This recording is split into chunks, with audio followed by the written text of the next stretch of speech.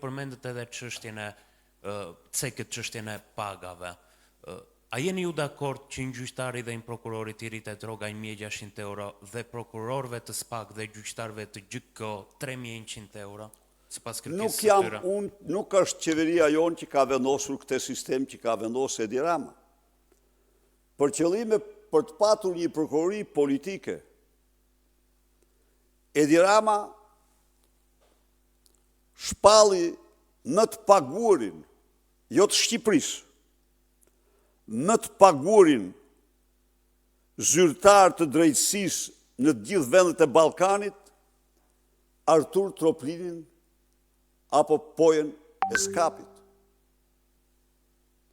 me 7.200 euro rrogën. Po, sepse i duhej që të arreston të opozitën, i duhej të siguron të karrigën. Po, nuk mund të konceptoj kur që një prokuror cili do qoftaj të marrë rrogë më shumë se kryetari gjykatës lartë, apo kryetari gjykatës kushtetuese, apo gjykatësi kushtetues. Po këte ka krijuar vetë Edi Rama për qëllime politike, sepse i duhej që mercenari të shndrohej në një armik të egër të pluralizmit politik. I duhej që të amnistonte krimin elektoral, dosjet 184 dhe 339, i duhej, sigurisht, ndaj dhe i dha ati dhe shkatroj sistemin e pagave në drejtësi. Zotëri, në qoftë se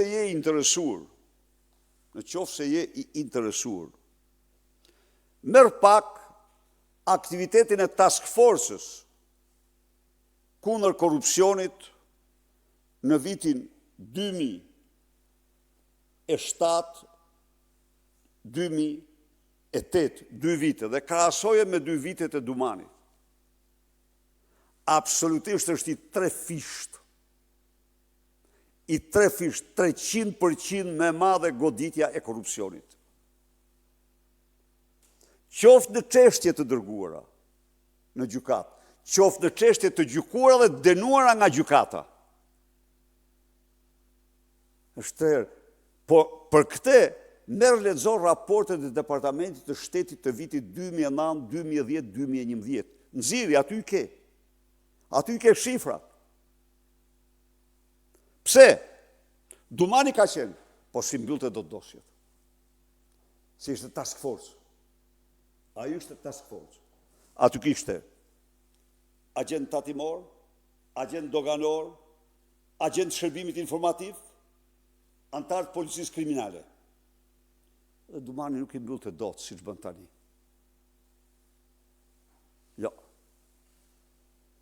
Prandaj dhe është me shumë interes të thuhet e vërteta qytetarëve, kurse ata të cilët përkrahin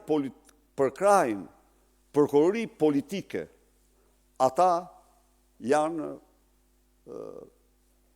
kanë një koncept rudimentar për demokracinë dhe është keqardhje madhe.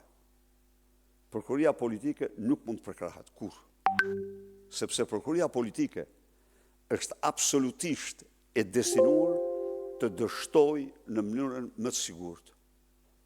Ja, në morë vesh, kjo përpoq të ndalonte, ta blokonte dosjen Balluku.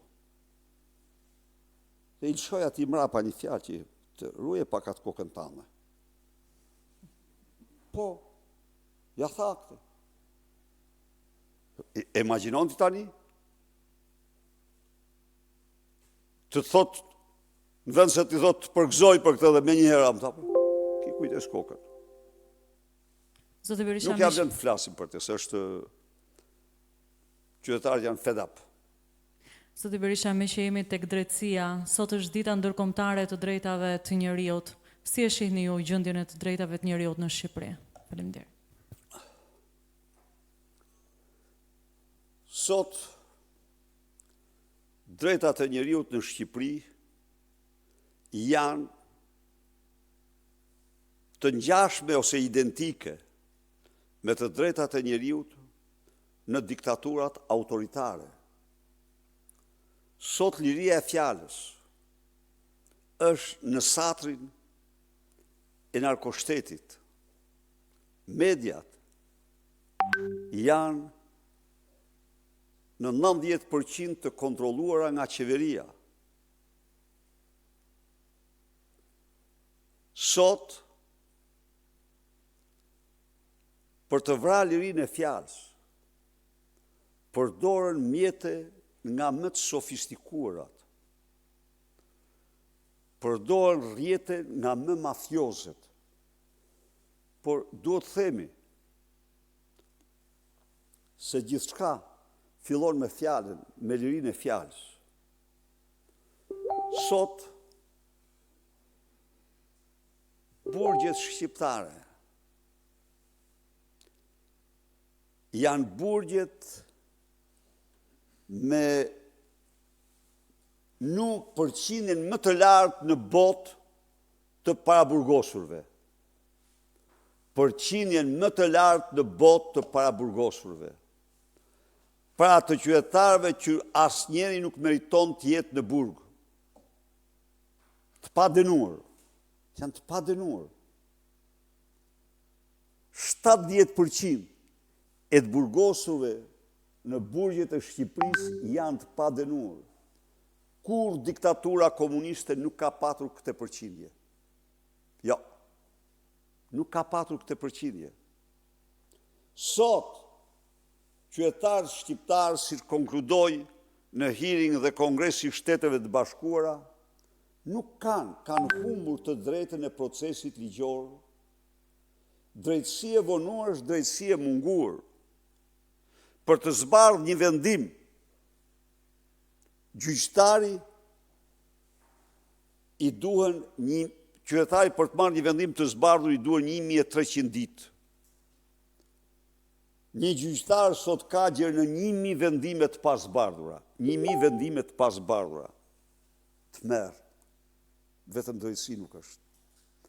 Dosjet nga 16.000 që ishin para reformës Sorosit janë 200.000. Pra ka një abuzim të tmerrshëm masiv me të drejtat e njeriut. Shqipëria mund të quhet edhe vendi i lirive dhe drejtave të mohuara. Apel për qytetarët të ngrihemi për rifitimin e tyre. Ndërkohë me që përmendët burgjet, ka dhe një projekt ligj nga qeveria për PPP-t, ku synohet që edhe burgjet të jepen me koncesion dhe infrastruktura gjyqësore. Keni një koment për këtë?